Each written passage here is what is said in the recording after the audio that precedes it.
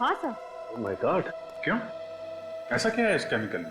ये एक ऐसा केमिकल है अभिजीत जो अगर इंसान के शरीर में चला जाए तो उसका ब्लड प्रेशर बहुत हाई हो जाता है, उसके दिमाग में तूफान मचने लगता है, उसे इतना ज्यादा गुस्सा आने लगता है कि वो अपने होश में नहीं रहता, बहुत ही हिंसात्मक वायलेंट हो जाता है, और ऐसी हालत में वो किसी का खून भी कर सकता है। मतलब सर बहुत ही खतरनाक केमिकल है। हाँ मीनू, इसीलिए इस केमिकल पर बैन है। कई देशों में तो इस केमिकल को जानवरों पर इस्तेमाल किया जाता है, ये पता लगाने के लिए कि आखिर वो जानवर कितना वायलेंट हो सकते हैं। डॉक्टर साहब, ये बॉडी में जाने के बाद इस केमिकल को कितना टाइम लगता है असर दिखाने में? ज्यादा से ज्यादा 10 मिनट। 10 मिनट? लाल जूते और उसमें ये केमिकल वाले इंजेक्शन। सर एक बात तो तय है, खूनी ने प्रीति और मुक्ता के बारे में अच्छे से रिसर्च की थी। वो जानता था कि मुक्ता का पसंदीदा जूतों का ब्रांड कौन सा है। इतना ही नहीं रजत, खूनी को अच्छी तरह से मालूम था कि कौन सा वक्त सही है उन दोनों के लिए, अपने पति विशाल और चेतन को मारने के लिए। हाँ सर, अगर ये खून करने की कोशिश इन लोगों ने उस वक्त की होती जब वहां लोग मौजूद थे, तब शायद इनका प्लान फेल हो जाता। बिल्कुल हो जाता, कि वहां पे मौजूद लोग विशाल को बचा लेते। असली खूनी को अच्छी तरह से पता था कौन से वक्त पे इस जुर्म को अंजाम देना चाहिए। सर ये प्रीति और विशाल का घर में अकेला होना तो समझ में आता है, लेकिन मुक्ता तो चेतन के ऑफिस में गई थी ना, तो उसे कैसे पता चला कि चेतन ऑफिस में किस वक्त अकेला रहने वाला है? इस मुक्ता से ही पूछ लेते हैं। सर कुछ पता चला ये सब कौन कर रहा था? अभी तक तो नहीं, और आप लोग चिंता मत कीजिए, बहुत जल्दी असली गुनहगार हमारे सामने होगा। मुक्ता जी एक बात बताइए, आप ठीक उसी वक्त कैसे पहुंची चेतन के ऑफिस में जब वो बिल्कुल अकेला था? सर मैं तो 4 बजे जाने वाली थी, लेकिन इनका फोन आया था कि मैं 4 बजे ना जाके 6 बजे जाऊं, ये मीटिंग में बिजी थी। मतलब चेतन ने तुम्हें खुद 2 घंटे देरी से आने के लिए कहा? क्या कह रही हो मुक्ता? मैंने तुम्हें ऐसा कोई फोन नहीं किया था। मैं तो खुद हैरत में था कि इसे आने में इतनी देर क्यों हुई। अगर आपने फोन नहीं किया तो फिर किसने किया? ये फोन कॉल आपके मोबाइल पे आया था? नहीं सर, मेरे लैंडलाइन पे आया था। सचिन, पता करो 24 तारीख दोपहर 4 बजे के आसपास इनके लैंडलाइन पे किसका फोन आया था। अच्छा, आपने कहा कि लाल जूतों को पहनने के बाद आपको अचानक गुस्सा आया। ये लाल जूते की डिलीवरी कब हुई थी आपके पास? सर जूते की डिलीवरी उसके दिए हुए टाइम से बहुत लेट हो गई थी। मैं गाड़ी में बैठ के ऑफिस के लिए निकल ही रही थी, तब जूते वाला आया था। और वो जूता पहना कब आपने? इनके ऑफिस के नीचे सर, जूते चेंज करके ही मैं ऊपर गई थी। लेकिन सर अगर खूनी चाहता था कि मुक्ता नए जूते पहनकर ऑफिस जाए, तो वो आखिरी मिनट तक इंतजार क्यों करता? मतलब ये भी तो हो सकता था कि मुक्ता नए जूतों को गाड़ी में ही रहने देती और पुराने जूतों में ही चेतन से मिलने चली जाती। हो सकता रजत, पर उस दिन ये दोनों पार्टी में जाने वाले थे, तो शायद मुक्ता कार में जूते पहन लेती, और खूनी के पास अच्छा मौका भी था चेतन को मारने का, है ना, क्योंकि ये दोनों अकेले थे। पता नहीं हम दोस्तों के पीछे कौन हाथ धो के पड़ गया। हमने तो किसी का कुछ भी नहीं बिगाड़ा। चेतन दिमाग पर जरा जोर डाली, कोई पुराना किस्सा याद आता है, कोई पुरानी दुश्मनी, छोटी ही सही, कोई भी नाम? आप लोगों को किसी पे शक नहीं है? नहीं सर। सर ये जुर्म तो एक उलझी हुई पहले की तरह होता जा रहा है। अगर इनका कोई दुश्मनी नहीं था, फिर कौन ऐसा होगा जो इतनी गहरी साजिश रचेगा इन दोनों को मारने के लिए? ये सब कुछ एक सोचा समझा हुआ प्लान है। खूनी ने ऐसा वापरा जैसे शतरंज के खिलाड़ी घोड़ों और ऊंट को वापरता है। हाँ सर, खूनी ने ये सब उन जूतों के जरिए किया है, उनमें इंजेक्शन फिट करके। इसका मतलब है वो जूते ऑर्डर देके बनवाए गए थे, तभी तो सोल के नीचे इंजेक्शन रखने का जगह बना पाया वो। सर फिर तो खूनी लेदर मार्केट भी गया होगा चमड़ा खरीदने। बिल्कुल गया होगा। उन सारी दुकानों में जाके पता करो जहाँ पे ये जूते बनते हैं या फिर उन्हें बनाने के सामान बेचे जाते हैं। सर उस नंबर का पता चल गया है सर। वो फोन चेतन ने नहीं बल्कि किसी अरुण कुमार ने किया था। अरुण कुमार? मुक्ता, आप किसी अरुण कुमार को जानती हैं? अरुण कुमार? नहीं सर, मैंने तो ऐसे किसी आदमी का नाम भी नहीं सुना। प्रीति तुम? मैं किसी अरुण को नहीं जानती। शायद विशाल जानता हो। अगर विशाल जानते किसी को तो मुझे जरूर बताते। हाँ अरुण कुमार, शायद एक अरुण था तो सही हमारे कॉलेज में, है ना? अरे नहीं, वो तो अरुण यशोधन था, अरुण कुमार नहीं। आप सब में से कोई भी अरुण कुमार को नहीं जानता, मगर वो आप सबको अच्छी तरह से जानता है। विशाल को क्यों मारा तुमने? मारा मतलब सर? विशाल? कौन विशाल सर? ये विशाल। अब कुछ याद आया? नहीं सर, इस आदमी को तो मैं पहली बार देख रहा हूँ। अच्छा, इसे तो जरूर पहचानते होगे। नहीं सर, अब ये कौन है? ये चेतन है। चेतन बन के उसकी वाइफ को फोन करते हो और कहते हो चेतन को ही नहीं पहचानते। कमाल है। सर मैं किसी और की वाइफ को क्यों फोन करूंगा सर? मेरी खुद की वाइफ है फोन करने के लिए। झूठ मत बोलो। फोन रिकॉर्ड से हमें पता चला है कि कल शाम 4 बजे तुमने ही मुक्ता को फोन किया था। मुक्ता? सर मैं इनमें से किसी को नहीं जानता। कौन है ये सब सर? और कल 4 बजे? हाँ सर, 1 मिनट। मैं कल शाम को 4 बजे बाजार गया था और एक आदमी ने मुझसे फोन मांगा था एक कॉल करने के लिए। एक आदमी को दिया था फोन कॉल करने के लिए। बड़ी अच्छी कहानी बना लेते हो। मैं कहानी नहीं बना रहा हूँ। आप खुद सोचिए, अगर मुझे जुर्म करना होता तो मैं खुद का फोन क्यों इस्तेमाल करता? किसी पीसी या किसी और फोन से कॉल नहीं कर सकता था क्या? उस आदमी की शक्ल याद है तुम्हें, जिसने तुमसे तुम्हारा फोन मांगा था? नहीं सर, थोड़ा जल्दी में था तो ज्यादा ध्यान नहीं दिया मैंने। ठीक है, अगर तुम्हारी ये कहानी झूठी निकली तो तुम अपने बच्चों को कहानी सुनाने लायक नहीं रहोगे।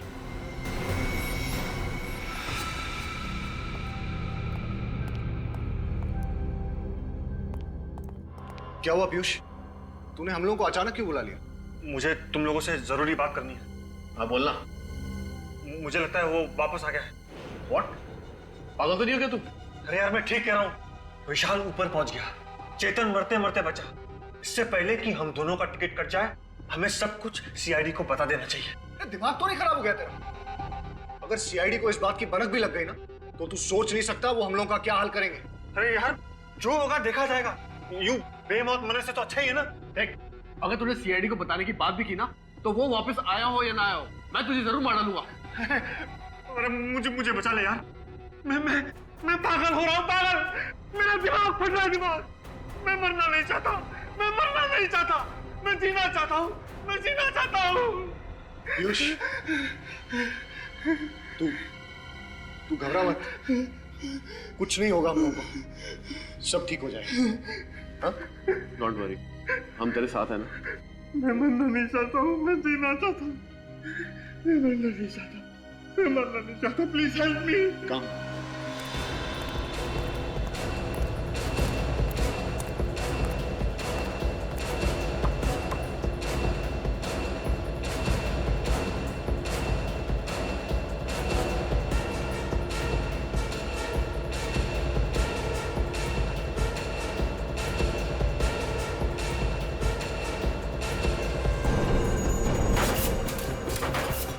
पिछले कुछ दिनों में आपके यहाँ कोई आदमी लाल रंग का चमड़ा खरीदने आया था लड़कियों के जूते बनवाने के लिए? ऐसा तो यहाँ कोई नहीं आया सर।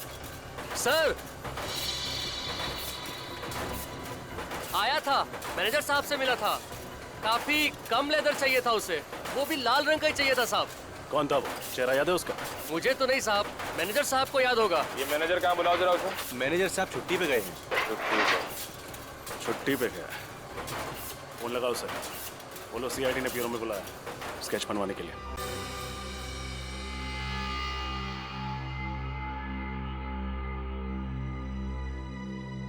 पांडुरंग दगड़ू सरा। अरे पूर्वी, अरे तो यार, अरे पूर्वी, अरे वेरी गुड, तुमने तो कमाल कर दिया भाई।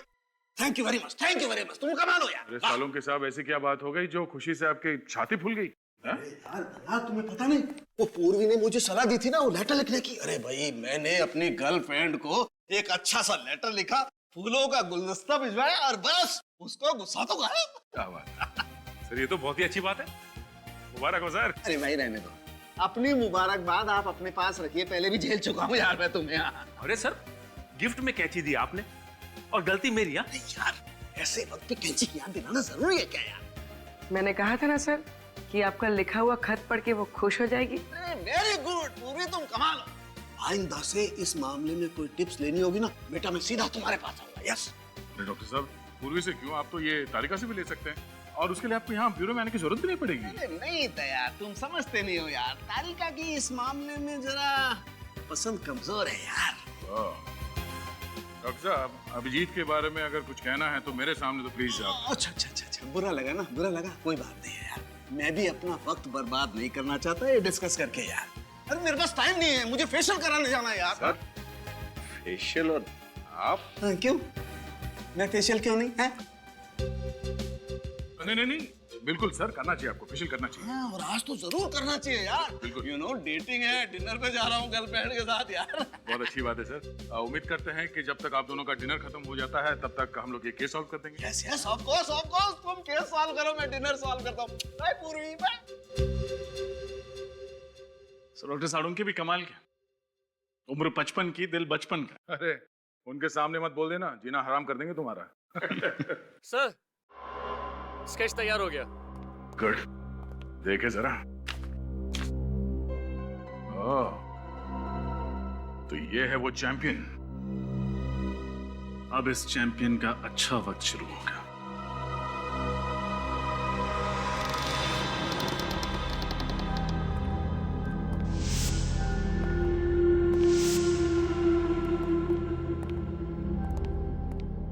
देखो कहां चिपके बैठा है।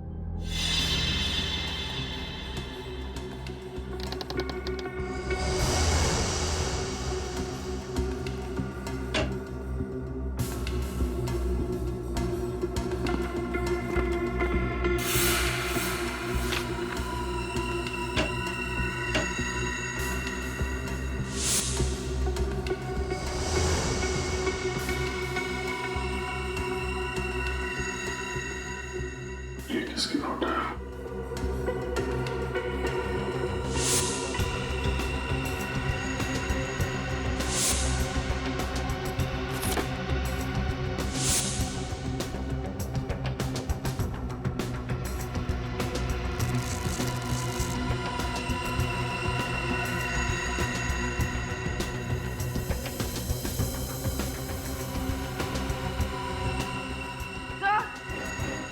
हाँ बोलिए। सर यहाँ पर ये नीडल्स और सिरिंजेस मिली है। सर ये वो केमिकल जो जूतों में इस्तेमाल किया गया था। और सर ये जेल जो पैरों को सुन्न करने के लिए जूतों में डाला गया था। सर यहाँ पर ये लाल जूते भी हैं और सर ये इंजेक्शन।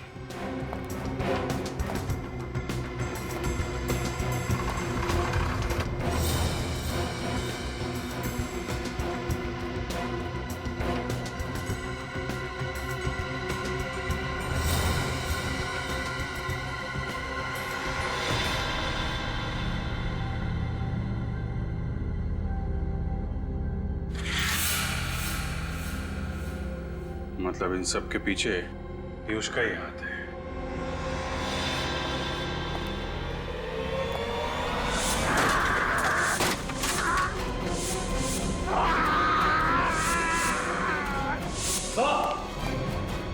पूर्वी, सब कुछ उठा लो।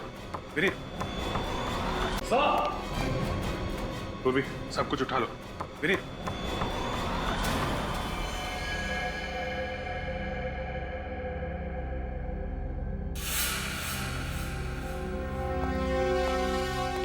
सर, पीयूष ने यहाँ मरा पड़ा है। लगता है इसने जहर पिया। My God। सर, हमें तो लग रहा था यही सबको मार रहा है। फिर इस पीयूष को किसने मार दिया? इसका मतलब इसके साथ कोई और आदमी भी मिला हुआ था क्या?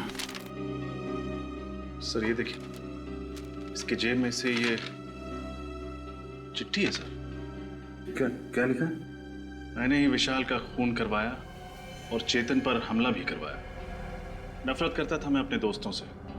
कॉलेज के दिनों से चेतन, विशाल, धीरज मुझे परेशान करते थे और बिजनेस पार्टनर बन जाने के बाद भी मुझे मेरा हक नहीं देते थे। इसलिए गुस्से में आकर मैंने उनसे बदला लेने की ठानी। अगर सीआईडी को मेरे बारे में पता चल गया, इसलिए मैं अपनी जान दे रहा हूं। पीयूष, अजीब बात है सर। जब गुनहगार को पता होता है कि एक ना एक दिन वो पकड़ा ही जाएगा, फिर गुनाह करता ही क्यों है? और इसने तो सीआईडी के डर से खुदकुशी ही कर ली। बात कुछ हजम नहीं हो रही है विनीत। ये आदमी अपने दोस्तों से बदला लेना चाहता था। इतनी लंबी प्लानिंग की उसने बदला लेने के लिए, और अभी इसका बदला पूरा भी नहीं हुआ। डर के मारे आत्महत्या करेगा क्या? सुन, इसके हाथ और पैर पर ये निशान देखिए। रस्सी के बांधने का निशान। पीयूष को बांध के रखा था। लगता तो है सर, लेकिन जब ये ब्यूरो आया था तब तो कोई निशान नहीं था। और ये निशान काफी गहरे हैं। लगता है काफी दिनों से बांध कर रखा गया था इसे। पीयूष को बांध के भी रखा गया था और पीयूष ब्यूरो में भी। अब कुछ समझ में आ रहा है। डॉक्टर साहब, मैं ठीक तो हो जाऊंगा ना? तुम बिल्कुल फिक्र मत करो। तुम जैसे पहले थे ठीक वैसे हो जाओगे। अब मैं इंजेक्शन लगा रहा हूं, तुम पलट जाओ।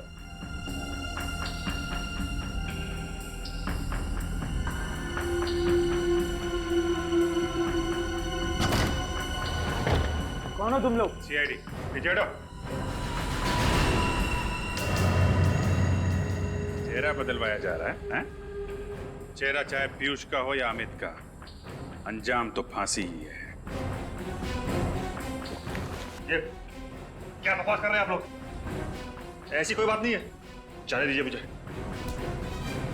कहाँ जा रहे हो? चेहरा नहीं बदलवाओगे? हाँ, मैं पीयूष नहीं, अमित हूँ। अमित। अमित, यही है ना तुम्हारा असली चेहरा? अब बताइए अमित जी, क्यों मारा अपने दोस्तों को तुमने? हैं? दोस्तों के नाम पे धब्बा थे वो लोग, धब्बा। क्यों? ऐसा क्या किया था उन लोगों ने तुम्हारे साथ? उनकी वजह से मैं खूनी बना। मैंने अपने ही हाथों से सपना की जान ले ली। कौन सपना? सपना मेरी प्रेमिका। कॉलेज के दिनों में हम एक दूसरे से बहुत प्यार करते थे। एक दिन सपना ने विशाल, पीयूष, चेतन और धीरज को एग्जाम पेपर चुराते हुए देख लिया। फिर उसने धमकी दी कि वो सब कुछ प्रिंसिपल को बता देगी। फिर इन चारों ने उसे मारने का प्लान बनाया। पर सपना तो तुम्हारी गर्लफ्रेंड थी। उनके कहने पे तुमने सपना का खून कर दिया। क्यों? क्योंकि उन चारों ने मुझसे झूठ कहा कि सपना मुझसे बेवफाई कर रही है। वो चारों अच्छी तरह से जानते थे कि मुझे मेरे गुस्से पर काबू नहीं रहता। इसीलिए बिना सच जाने मैंने सपना की जान ले ली। फिर जब तुम्हें सच का पता चला तो तुमने एक एक करके सबसे बदला लेना शुरू कर दिया। हाँ, और डॉक्टर साहब ने मेरी मदद की। इन्होंने मुझे पीयूष का चेहरा दिया, जिसका फायदा उठाकर मैंने अपने प्लान को अंजाम दिया और पीयूष को 1 साल तक कैद कर रखा। और मैं भी यही चाहता था कि इन चारों की मौत की वजह भी वही गुस्सा हो जिसकी वजह से मेरी सपना की मौत हुई थी। और इसीलिए मैंने जूतों में इंजेक्शन फिट किया। प्लान तो अच्छा बनाया था तुमने, लेकिन एक गलती कर दी। पीयूष के मोबाइल से आखिरी कॉल डॉक्टर साहब को कर दिया। सपना का खून किया तुमने। पश्चाताप के आंसू बहाने के बजाय अपने दोस्तों को भी मारा। तुम्हें तो फांसी ही होगी। और डॉक्टर साहब, आप पैसों की लालच में बिक गए। आपका और इनके बाकी दोस्तों का हिसाब तो अब अदालत ही करेगी।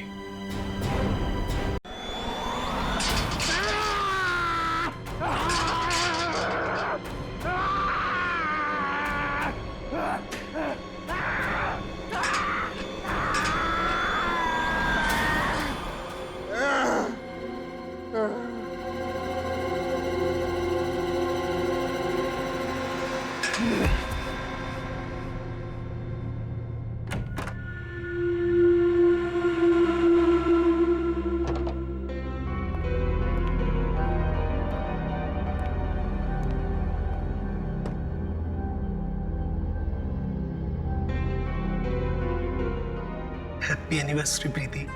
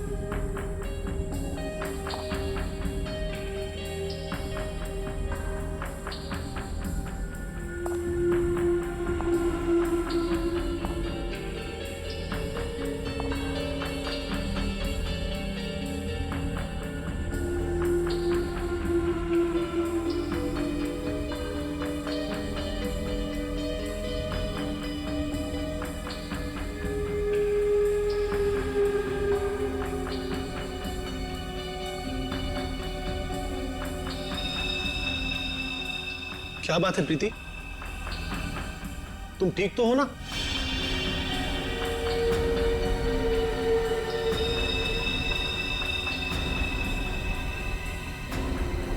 तुम कुछ बोलती क्यों नहीं?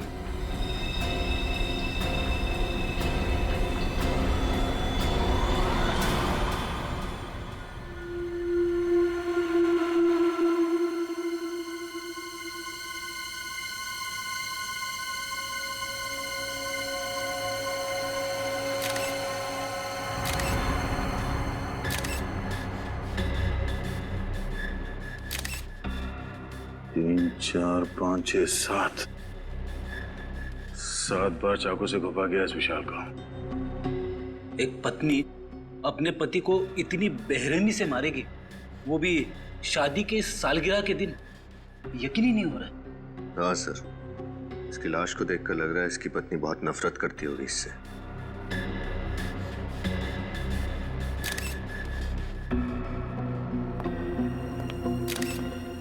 आप लोग कौन है विशाल के?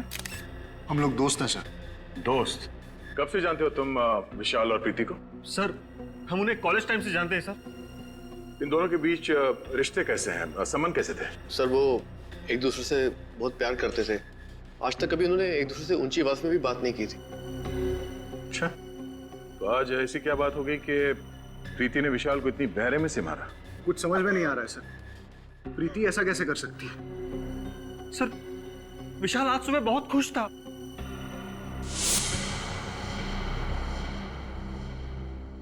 हैप्पी एनिवर्सरी प्रीति। मैं दुनिया का सबसे खुश नसीब पति हूं जो मुझे तुम्हारे जैसी बीवी मिली। काश आने वाले हर जन्म में तुम मेरी ही बनकर रहो। क्या बात है, बीवी की फोटो के साथ इतनी रोमांटिक बातें हो रही है। अबे साथ में होती होगी तो ये जनाब तो शायर बन जाते होंगे। यार ये तो बहुत गलत बात है, दरवाजा खटखटा के आना चाहिए था ना। अच्छा, तुम लोगों ने मेरी सारी बातें सुन ली। अरे सुन ली तो क्या हुआ, तू हमारे कॉलेज का दोस्त है यार, लंगोटिया यार।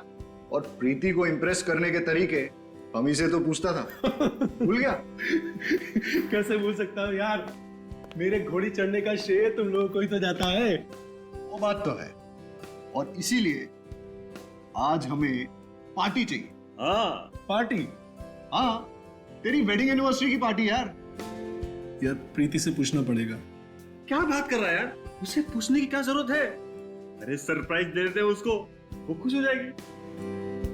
आइडिया तो अच्छा है, ठीक कह रहा है तू। मैं भी कुछ ऐसा ही सोच रहा था, है ना?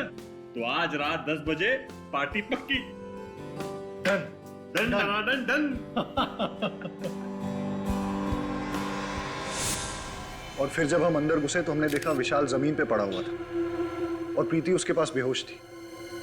और हाँ, प्रीति के हाथ में एक चाकू था, खून से सना हुआ।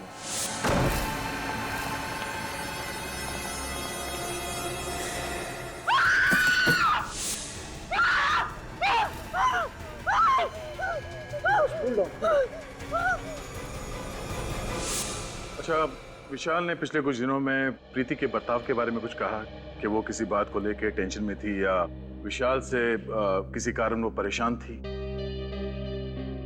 नहीं सर, विशाल ने कभी ऐसा कुछ नहीं कहा। हाँ सर, लेकिन वो ये कह रहा था कि आजकल वो प्रीति को टाइम नहीं दे पा रहा था। एक्चुअली काम में बहुत बिजी था।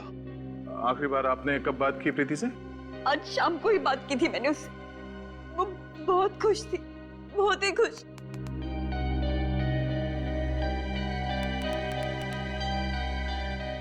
सर, प्रीति, प्रीति, प्रीति, क्या हुआ था यहाँ पे? प्रीति, तुम ठीक हो? हमारी आवाज सुनाई दे रही है तुम्हें? सर लगता है सदमे में है। सर, कहीं ये एक्टिंग तो नहीं कर रही है सदमा लगने की? श्रेया, काम करो, इसे ब्यूरो लेके चलो। विनीत, आसपास लोगों से पता करो कि प्रीति और विशाल के बीच में संबंध कैसे थे। अफेडी, इनके दोस्तों का नाम और एड्रेस ले लो और इनसे बोलना कि जब तक ये केस सॉल्व नहीं हो जाता कोई भी शहर छोड़ के बाहर नहीं जाएगा। सर, ये प्रीति तो कुछ बोलने को तैयार ही नहीं। लगता है अपने पति की मौत का गहरा सदमा लगा उसे। सदमा कैसा सर? इसने अपने ही हाथों से अपने पति विशाल का खून किया है। हाँ सचिन, पर कुछ तो है जो इसे बाकी के खूनियों से अलग करता है।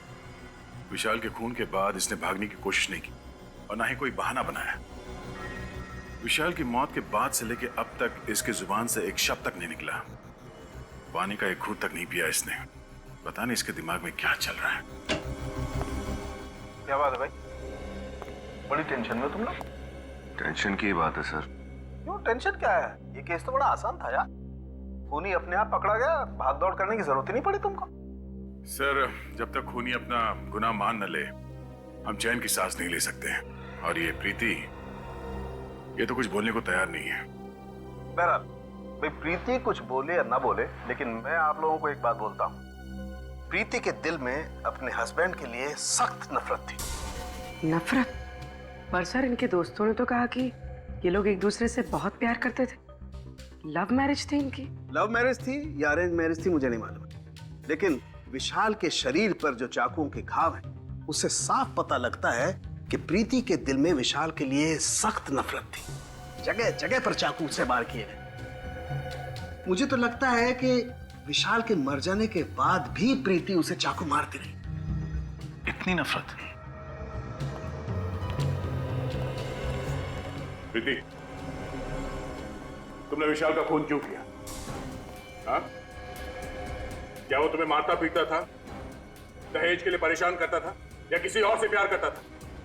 बताओ प्रीति, तुम्हें जवाब देना होगा। ऐसी क्या बात थी जिसकी वजह से तुम उससे इतना नफरत करती? नफरत नहीं, प्यार करती थी मैं विशाल से, और अब भी करती हूँ।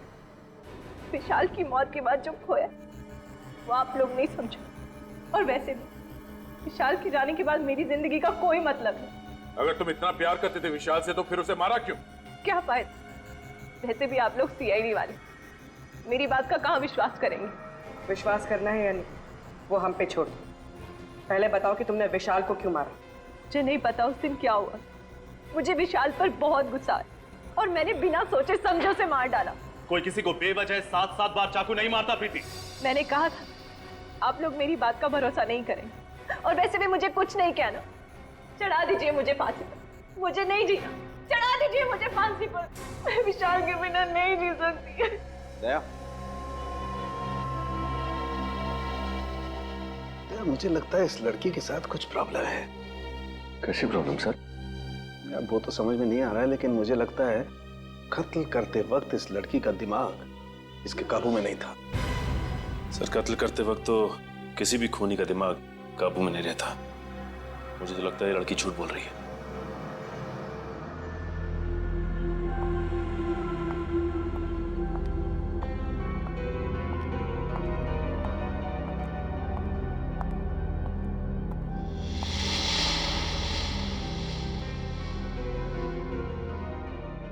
आ गई तू?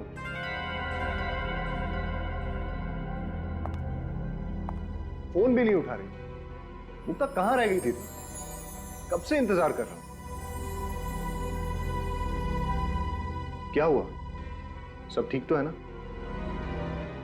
ओह, समझ गया। लगता है इस बार तुमने फिर से क्रेडिट कार्ड की लिमिट एक्सीड कर दी है ना? डोंट वरी, मैं कमादा किसके लिए हूं यार? तुम्हारे लिए। अभी बहुत लेट हो रहे हैं, चलते हैं, ठीक है?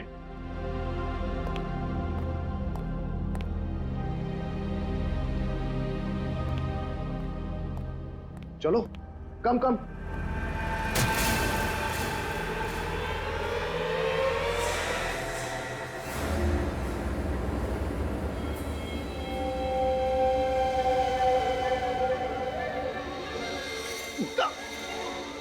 ये क्या किया तुमने? क्या कर रही हो ये?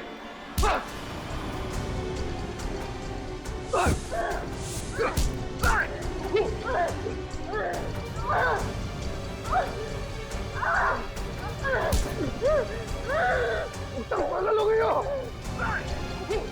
आवाज छोड़ो मुझे! उठाओ! सिक्योरिटी!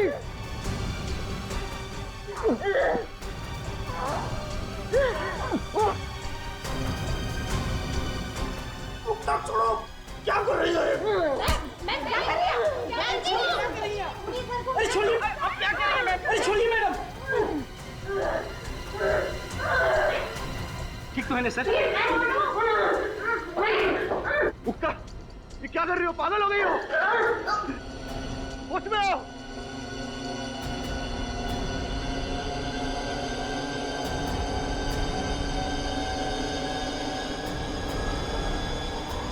मुक्ता!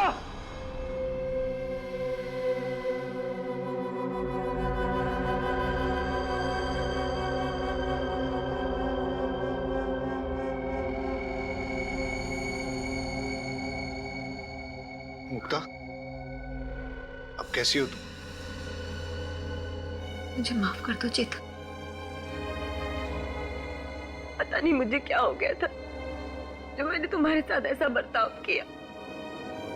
इतनी चोट पहुंचाई है मैंने तुम्हें। अरे, कोई चोट नहीं आई मुझे। देखो, देखो, एकदम हट्टा कट्टा हूं मैं। हाँ? लेकिन मुक्ता, आपने ऐसा किया क्यों? आपको ऐसे अचानक गुस्सा आने की वजह? मैं तो खुद हैरान हूँ, मुझे कभी गुस्सा आता ही नहीं है सर। और फिर बेवजह इतना ज्यादा गुस्सा कैसे आ गया मुझे कुछ समझ में नहीं आ रहा। मुक्ता ठीक कह रही है सर। मैंने इसे आज तक किसी से ऊंची आवाज में बात करते हुए नहीं देखा। गुस्सा होना तो बहुत दूर की बात है।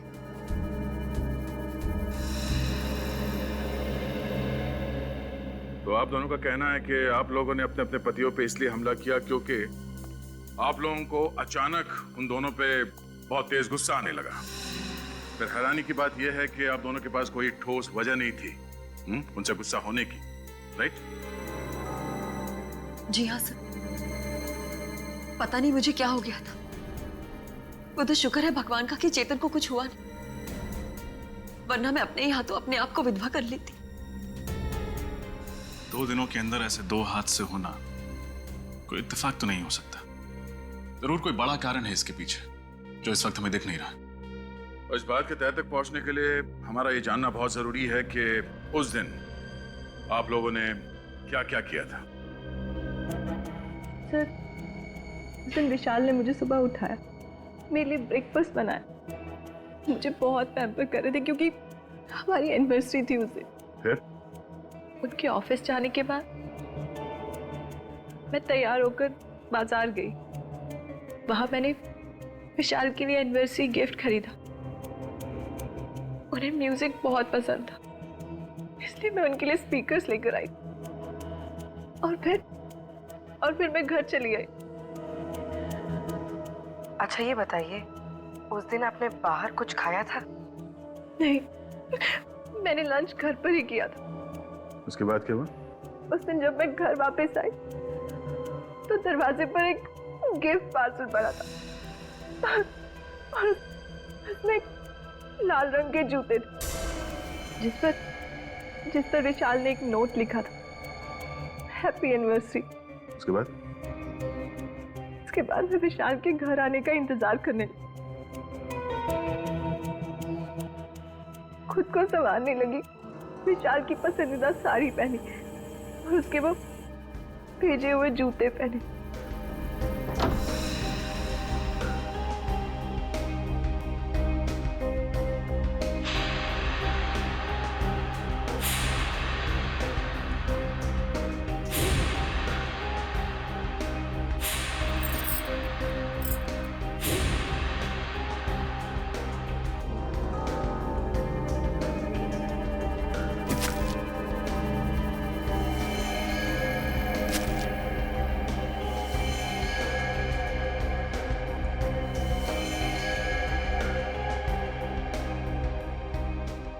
और जब वो घर लौटे तो मैं और मुक्ता जी, आपने क्या किया था उस दिन? सुबह होते ही मैं और चेतन घर से निकल पड़े।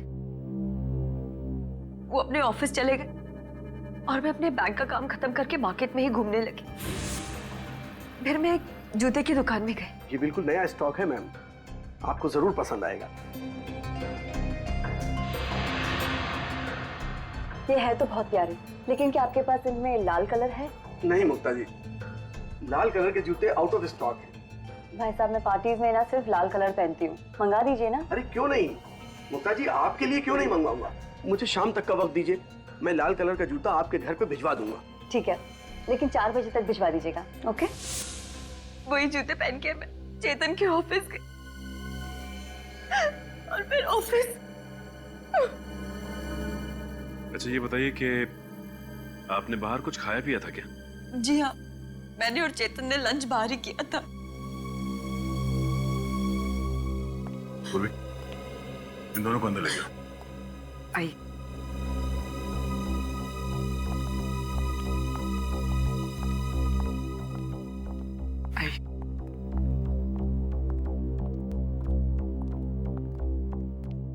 सर, दोनों कहानियों में एक चीज कॉमन है, लाल जूते। हाँ रजत, पर इन लाल जूते में ऐसी क्या बात हो सकती है? मगर सर, प्रीति को ये लाल जूते उसके पति ने गिफ्ट किए थे और मुक्ता को दुकानदार ने होम डिलीवरी की थी। हाँ विनीत, मगर ये लाल जूते ही हैं जो इन दोनों कहानियों को आपस में जोड़ती है।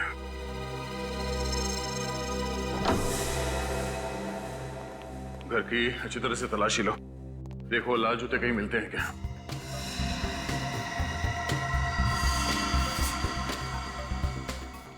निखिल तुम अंदर चेक करो, मैं यहां देखता हूं।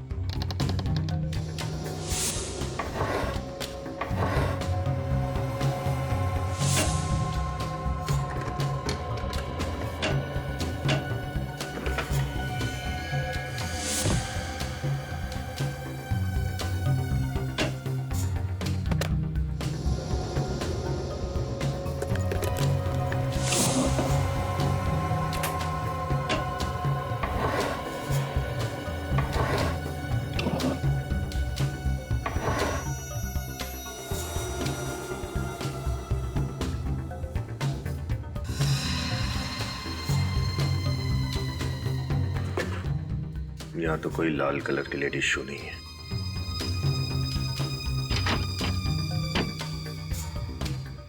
सर जूते अंदर नहीं है। यहाँ भी नहीं। चेतन, जूते कहाँ हैं? यहीं कहीं होने चाहिए सर। यहीं कहीं होने चाहिए तो हैं कहाँ? रेडी? नहीं सर, यहाँ पे तो नहीं है। सर, बेडरूम में भी जूते नहीं मिले।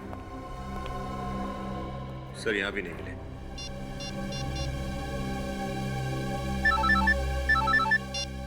हाँ बोलो। हमने मुक्ता के घर को अच्छी तरह छान लिया, जूते नहीं मिले। इसका मतलब साफ है कि गड़बड़ उन जूतों में ही है, इसलिए हमारे पहुंचने से पहले खूनी ने वो जूते गायब कर दिए। ये लाल जूते गए तो कहाँ गए? सर, ये केतु है, मुक्ता जी के घर यही गया था जूते देने। सर मुझे कुछ नहीं मालूम सर, मैं तो सिर्फ जूते देकर वापस आ गया था सर। थोड़ा याद करके बताओ, जब तुम मुक्ता को उसके जूते देने जा रहे थे तो रास्ते में कुछ हुआ, शायद तुमने थोड़ी देर के लिए जूतों को लवारिस छोड़ दिया हो, या फिर किसी ने उन्हें बदल दिया, कुछ अलग, कुछ अजीब, कुछ भी।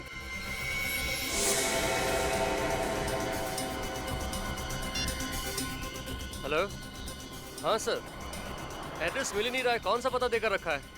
मिल ही नहीं रहा है। अरे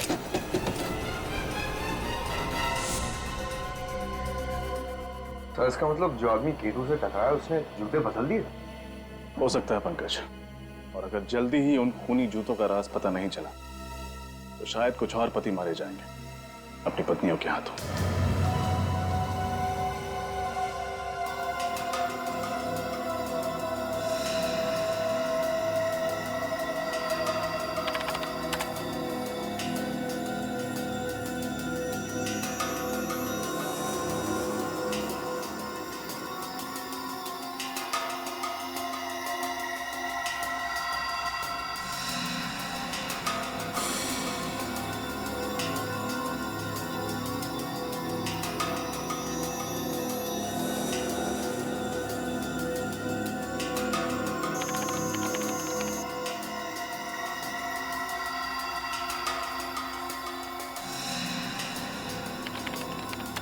आप लोग अब उठ सकते हैं।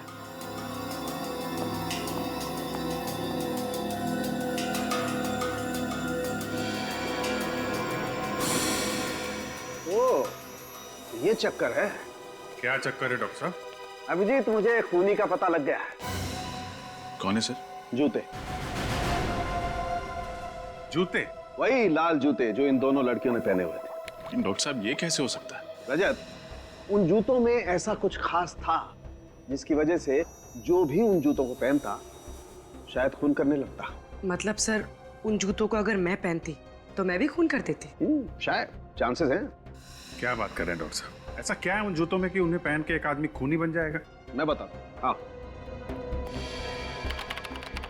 ये देखो, इन दोनों के पैरों पर ये छोटा सा इंजेक्शन का निशान।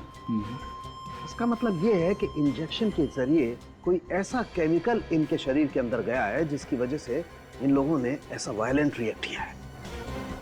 और ये इंजेक्शन इन्हें तब लगा जब इन दोनों ने वो लाल जूते पहने थे। अगर जूतों में इंजेक्शन था तो हमें महसूस क्यों नहीं हुआ? मतलब हमें चुभता ना, हमें दर्द तो होता। अभिजीत, शायद इंजेक्शन के साथ साथ उसमें एनेस्थीसिया भी था जिसकी वजह से इन दोनों के पैर सुन्न हो गए और इन्हें पता नहीं चला। तो बहुत बड़ी प्लानिंग की खूनी ने। लेकिन डॉक्टर साहब, ये इंजेक्शन था किस चीज का? हॉलीवुड क्रैडॉक। व्हाट? हॉलीवुड क्रैडॉक?